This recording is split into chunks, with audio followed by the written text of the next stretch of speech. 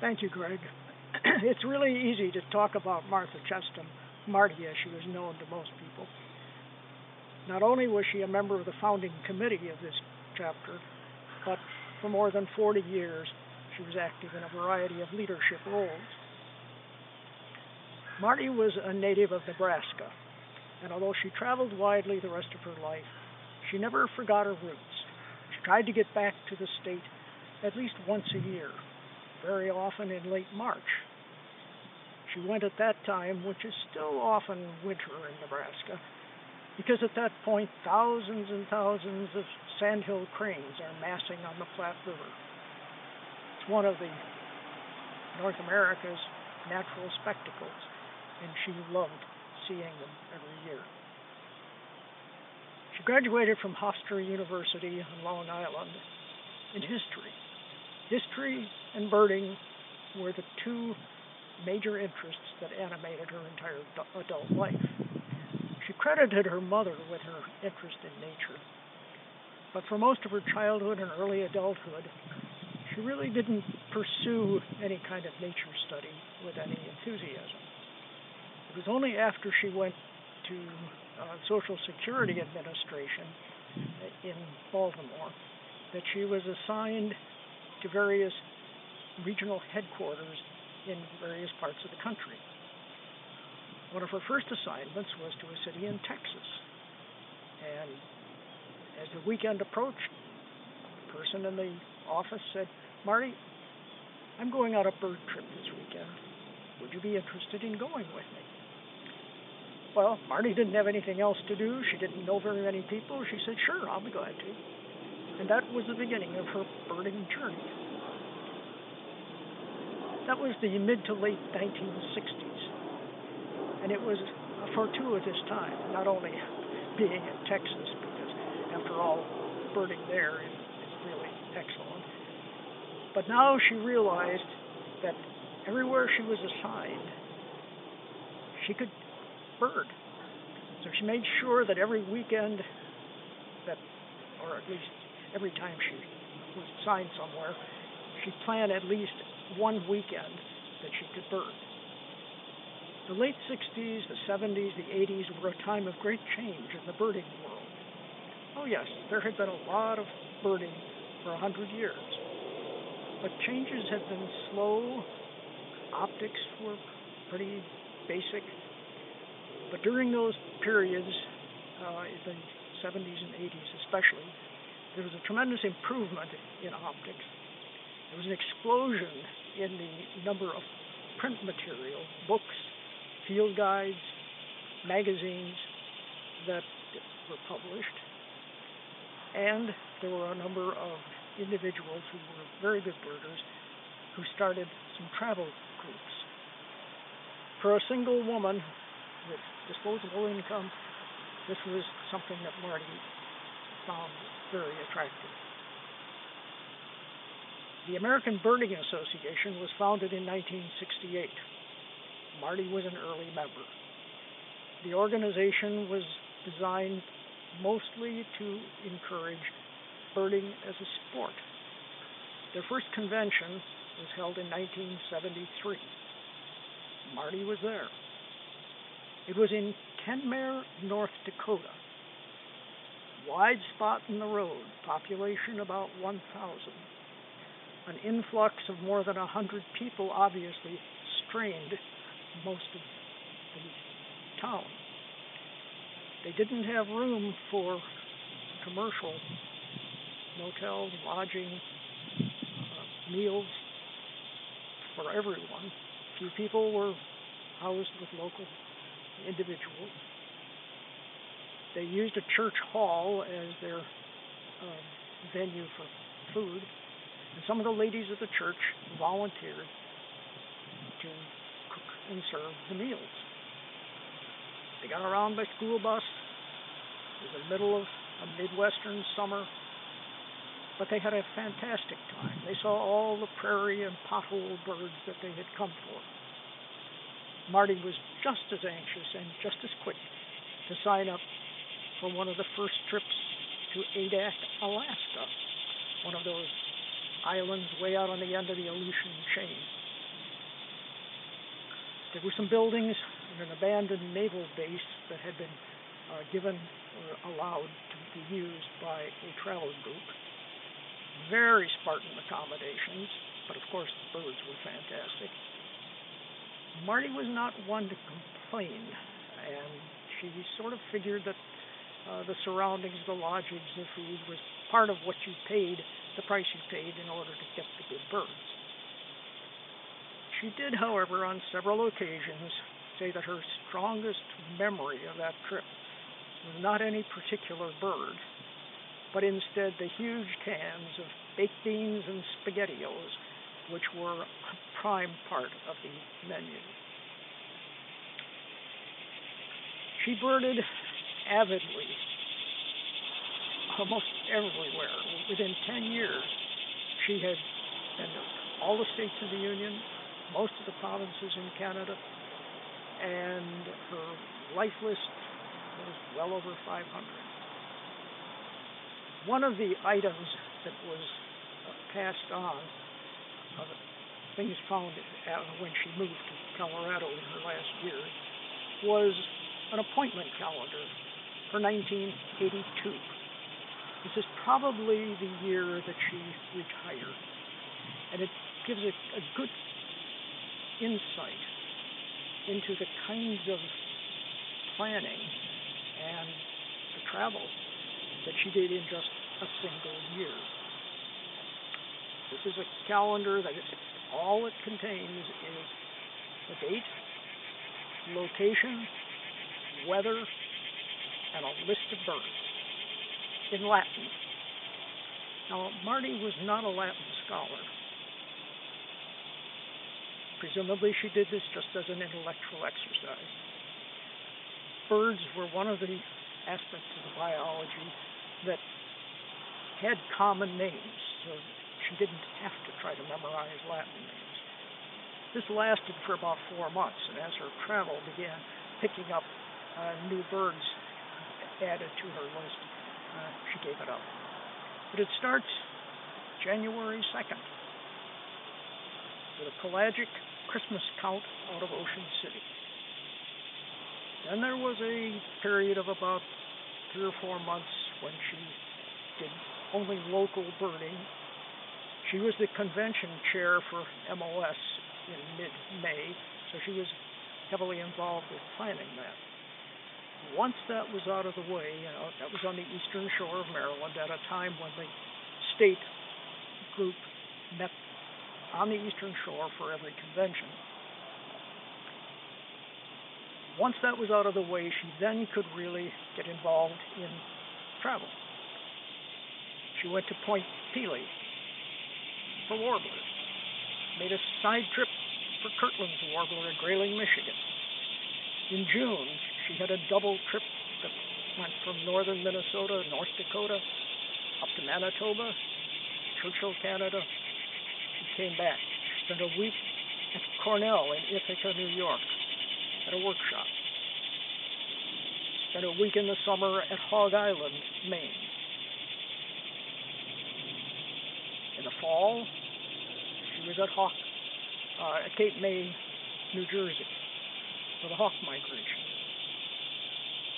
In between, of course, she has made numerous trips to the eastern shore for shorebirds and other water birds.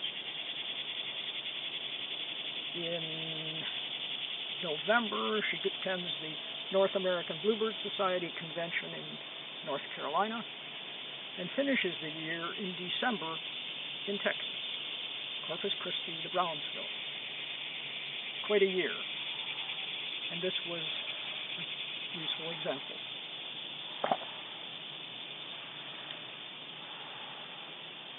Now, one of the interesting things about Marty's birding journey was that she was an avid lister for 10 or 15 years.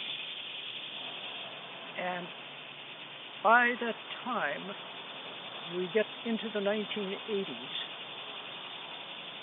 And I can't tell you the exact date or the reason, but she pivoted very strongly from listing birds to watching birds.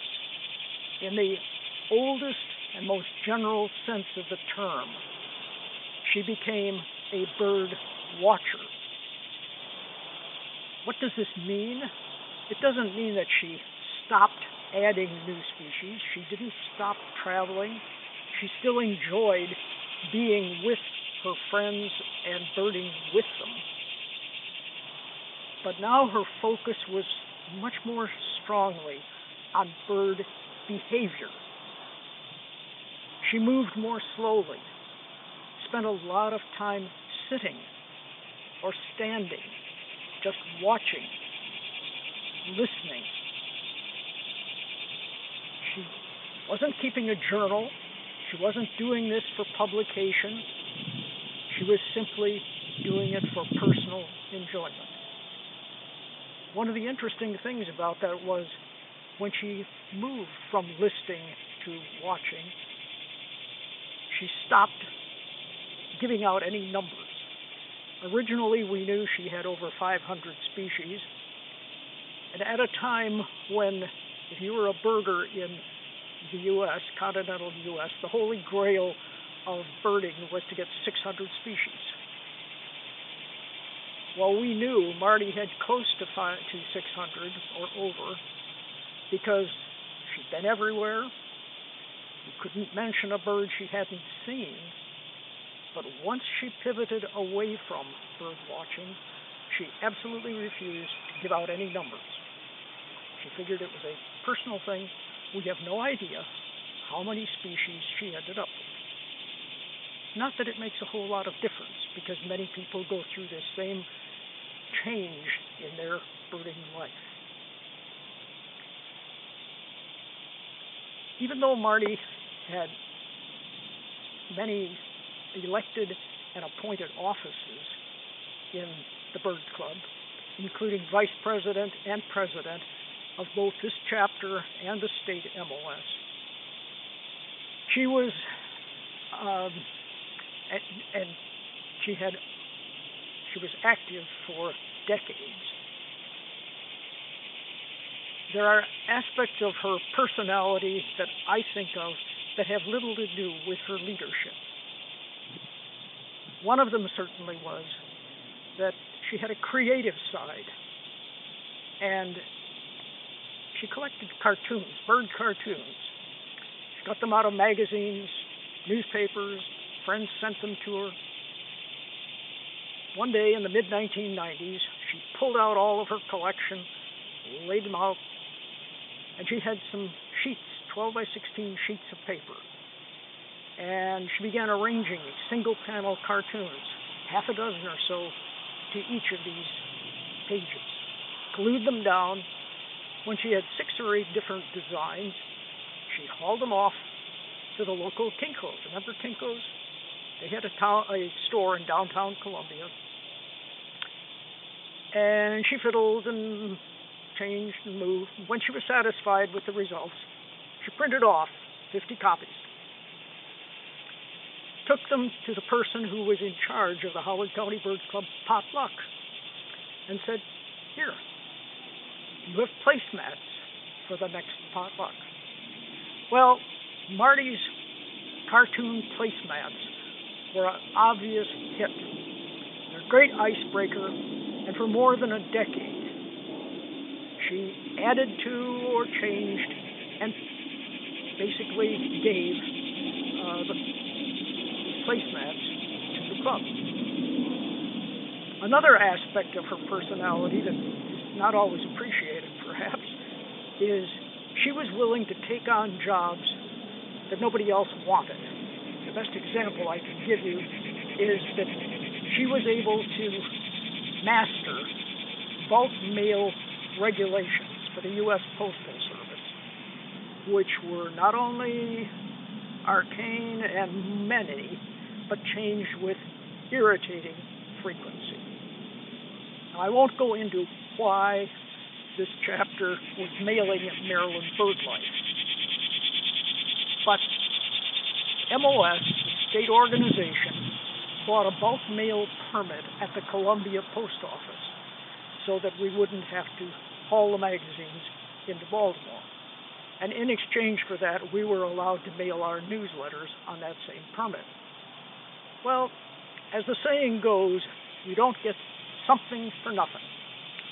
And in the case of the bulk mail permits, it turns out that you had to follow very specific regulations extremely carefully to be sure you got the great price break.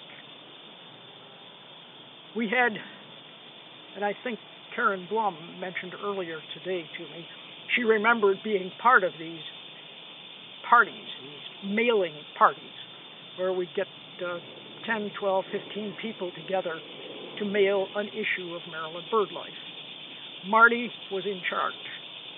She was the one who made sure we had the right number of items in a bundle. Were all the items facing the same direction? Were the labels absolutely horizontal, and were they at the precise point that they needed to be? Were the two rubber bands put on the bundles in the same fashion? Don't laugh. These are all requirements. Well, you may say, what difference does it make if you're mailing 1,000 or 2,000? Who's going to know if you mess up? Well, you take all these to the post office, and a clerk grabs half a dozen bundles at random, rifles through them. If there is a mistake, rejects the whole group. It only has to happen once, and you make very sure that you aren't going to have to go through that same business again.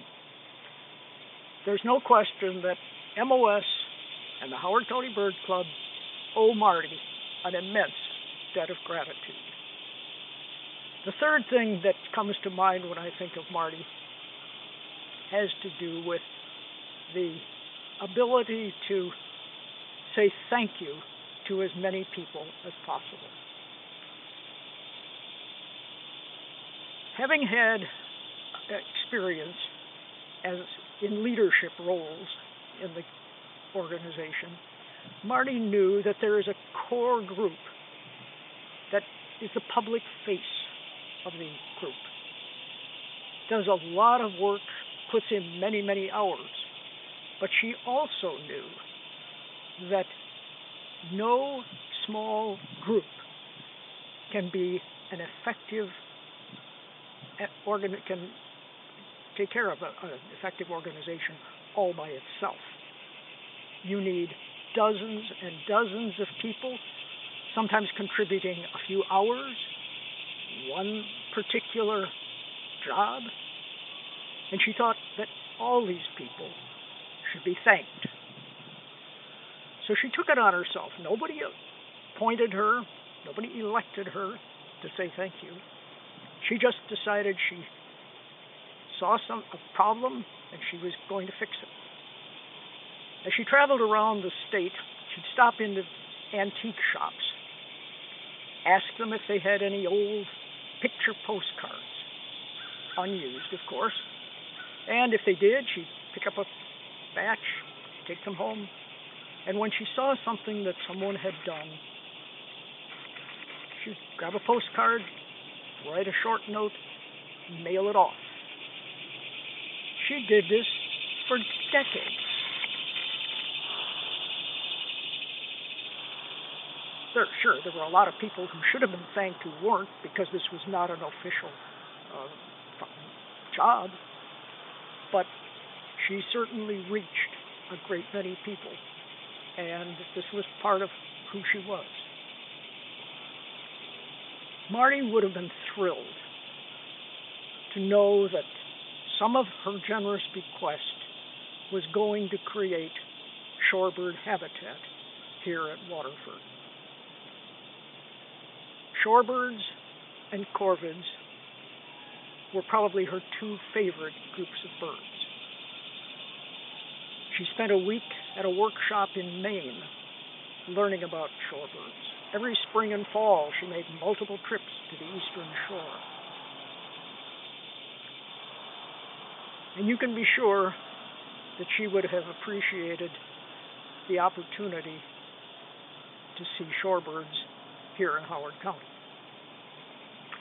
For all of you people who have helped in any fashion to plan, to establish, or maintain Waterford Flats, you can be assured if Marty were with us, you would be getting a postcard. Probably in green ink, which was probably her favorite. The message would have been simple. Something like, Waterford Flats is terrific. The shorebirds will thank you. And in that same spirit, we who are gathered here today can say thank you for your generosity, Martha Chestem.